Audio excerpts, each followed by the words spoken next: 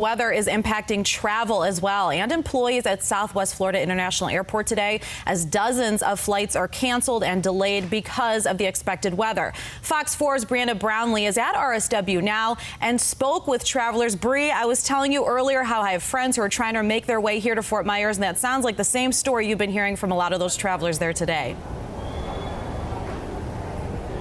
That is correct, Elise. Earlier today, it was mayhem here at the airport. Now, I was just told that it was probably more than 100 cancellations or delays. I also heard that Delta wasn't able to get a flight out today as well. Now, it's a little bit more calmer than it was earlier today, because earlier today, it was, like I said, complete mayhem.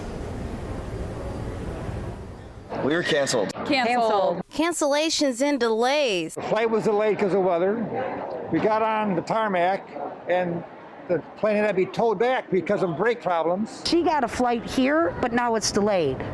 So now we don't know when it's going to be. Resulting in frustrated flyers. Nervous because the kids have to get back for school and work. I just find this whole thing very frustrating because I want to go home. I have 2 interviews this week. That led them to these long lines at RSW International Airport. The spokesperson for the airport did confirm to Fox 4 that the delays and cancellations were due to expected severe weather and the shortage of airplanes. Phone a friend time. Yep. We didn't even realize the storms were coming in as heavy as they were, that they canceled all these flights. So now we're competing against hundreds of people to try and get a flight. I grin and bear it. Try to be nice. And try not to take it out on these poor agents because they're having a hard time too, I'm sure. RSW employees certainly had their work cut out for them as they worked through these lines that seemed to never end.